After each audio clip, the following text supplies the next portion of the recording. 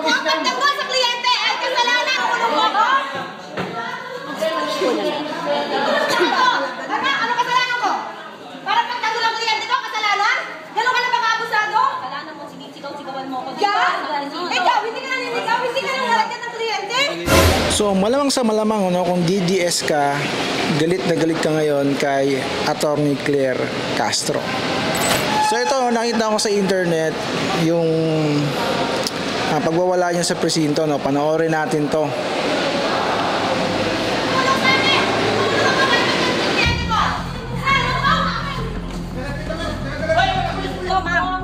MPD media kayo. Kakampi niya ba yung media? Hindi lang. Ay, ang taga-ABS-CBN po ako. Pasensya na. Tumutulong lang ako. Taga-DCRJ po. DCRJ. You are? Walang Attorney Claire Castro po. Walang warrant, sir. Kinaladkad sa SM Mall. Walang warrant. Walang ginagawa. Walang complaint. Walang ginagawang krimen sa SM Mall, San Lazaro. Para kaladka rin. Walang complaint pinapakita. Opo.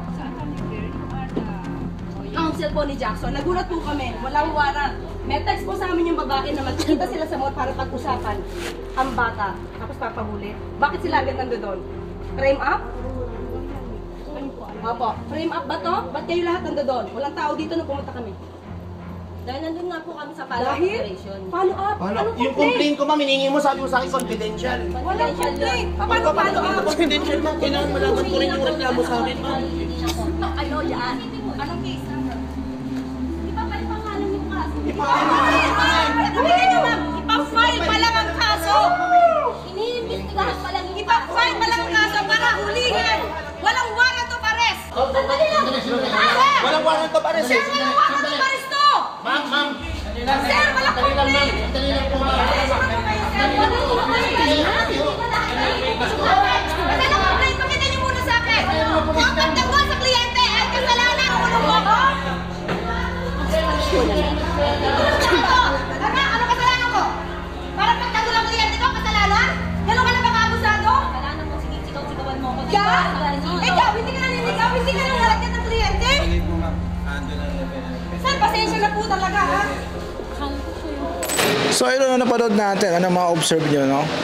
Matapang, no? Matalino, witty na abogado. So ano yung ipupula nyo kay Attorney Castro? So no, sa mga DDS dyan na ngayon si Attorney Claire Castro ay nasa panig na ng administrasyon, anong masasay nyo? Hindi nyo pwedeng sabihin, well, Attorney no case, no? Kasi litigator yan. Media personnel, no? Media personnel, matalino, abogado eh. So what else, no?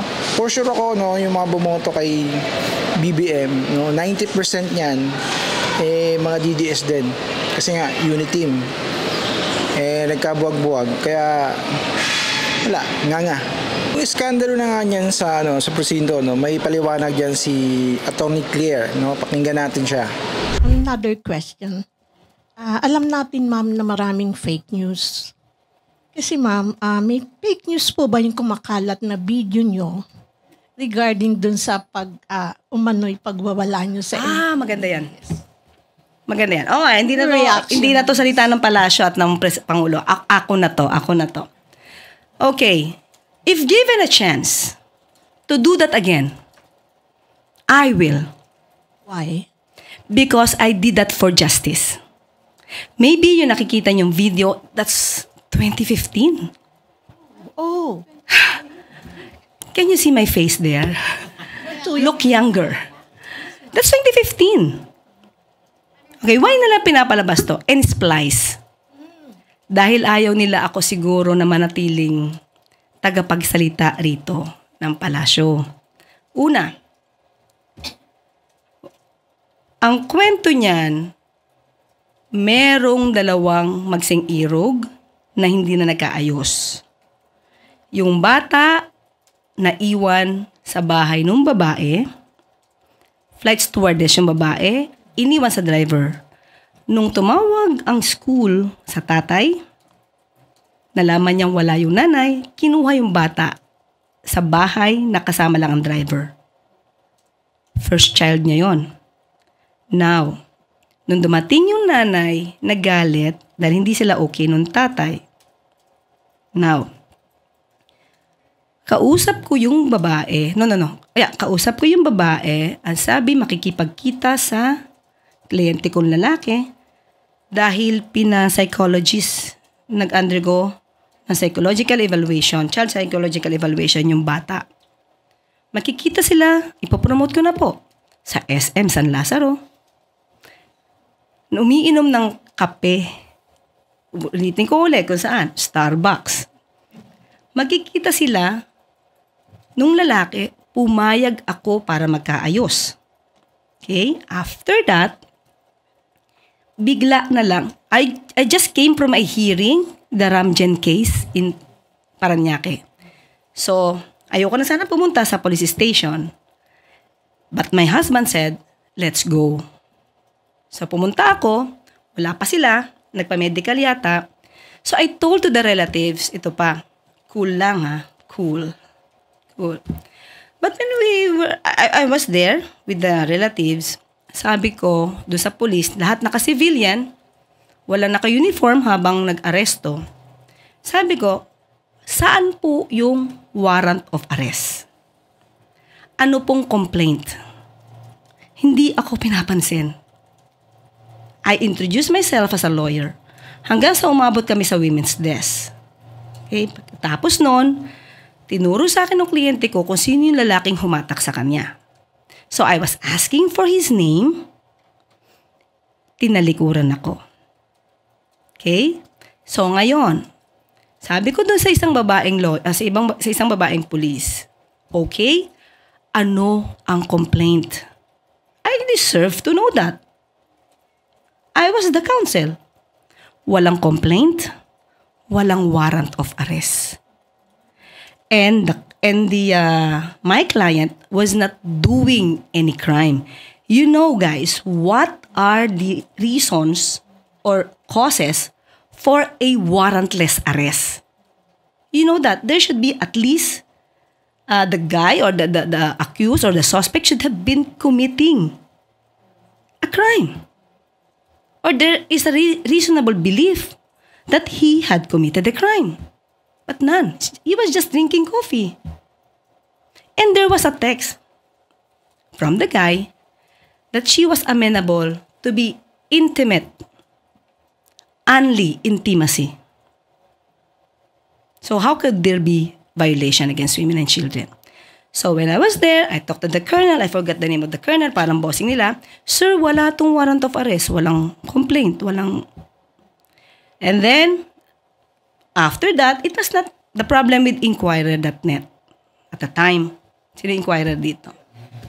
Hindi ko alam kung sino yun nakalimutan ko parang hindi niya lahat kinuha yung kwento. She did not even ask me. Nag-viral lang, kinuha niya agad nung ako na ay huhulihin. But before that, I talked to the officers. Sabi ko, sir, walang warrant to. And then, one of the officers then, doon, nadinig ko na nasa labas na kami, sabi ng ibang mga pulis, pakulong mo na yan. Na-splice to. Ang sabi ko, ipagtanggol ang kliyente ko, ipakulong mo ako, anong kasalanan ko? Yun siguro yung nakita nyo. O hindi, na-splice. O yan, na-splice yan. So if you want to get the original copy niya, pero siyempre putol-putol na rin yun edited, sa Inquirer.net, that's 2015. September. Alam ni Miss Pia yan. Hindi nga ako, wala nga akong penalty at that time sa ABS-CBN, sa DZMM. I was allowed to. Diba? Otherwise, kung meron akong mali, I would not be allowed to go on air. And then after that, that's 2015. Yan ang panoorin nyo, hindi yan splice. Okay? So, at that time, sabi ko, walang warrant of arrest, walang complaint. Doon pa lang sila gagawa ng complaint. So, sabi nung isa, namayapa na yung isang pulis, sabi niya doon sa pulis na babae, anong gusto mo? Sabi niya, pakulong yan. The problem is, kinulong ako, di kulong, it's detained. Dinetain ako, my husband, and my secretary. Why? Eh kung ako lang naman ang gusto nila dahil lumaban ako, nangatwiran ako. Eh di ako lang. Ba't mo sasama yung asawa ko? Ba't mo sasama yung sekretary ko? Hindi ba? So, hindi yun nakuha ng Inquirer.net. Yan lang. I was not even interviewed. What happened? Di ba? And the title. The title. Sa umpisa pa lang yan, yung comment pa lang yan, marami nang nag-bash doon sa gumawa ng title. Okay, again, hindi yun iskandalo. That's a fact. It's a fact. So, if you will be my client and you will experience the same, I will do it again and again and again for justice. Nung nandiyan ako, na-detain ako, sabi ko, okay lang. Parang si Jose Rizal. Hero lang ang dating. So, pampalubag ng loob kasi nandiyan ako di ba? Yan lang po, yan lang. So, wag po kayo maniwala doon sa mga na-splice na video. Kasi yan, that's the truth. Okay? Ma'am? Yes, ma'am. Yes. So, kailan kaya darating na yung mga Pilipino ay maging pro-government, no? Hindi yung KTS, BBM, Lenny. Dapat tayo, suportahan natin gobyerno. Sa ganon, pipili tayo ng mga leaders na qualified, hindi yung magbibigay lang ng jacket, hindi yung may programa lang na ganito, boboto na natin na wala namang alam sa paggawa ng batas. So, sana dumating yung time na yun.